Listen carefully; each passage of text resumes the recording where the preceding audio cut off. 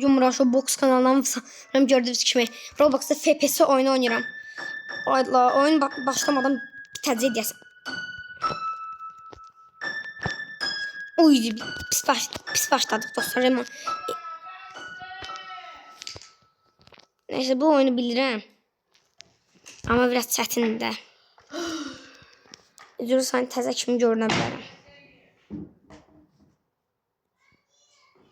Nereye gidiyorsun? Ben başım gelecek senin sağında. Vuracak çırpacak sen boşla. Allah çırpacak ben. Yoktur söyle. Ne gitmedim mesela. Ne alacağım ben söyledim. Şu. Gel bura.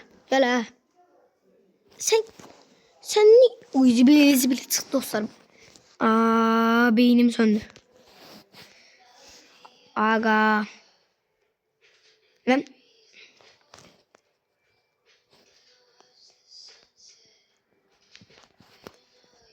Öldüremez ki. Ya adam var.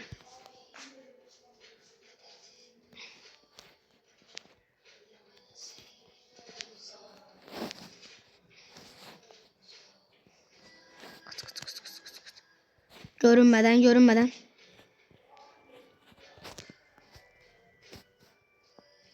Ay bir çıktı dostlar başlayın.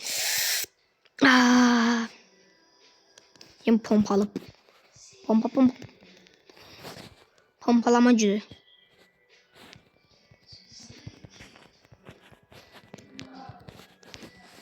Oyun. Gizbi. Bu arada kanalım təzədir. Tekrar deyirəm. Əl çək. Zibili çıxdı. Mən belə pis oynamırdım. Bir dəqiqə. Neyse bir dəqiqə mən menüyə girim dükkan.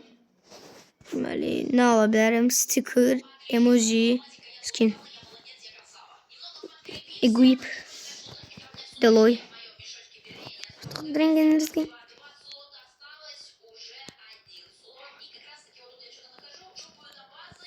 Sat almazına bazı. Almaz. Dega. Ayda. Zibili çıktı. Ben niye böyle oynamaya başladım?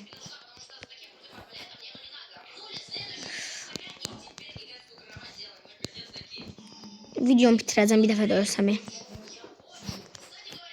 Allah bitirərəm.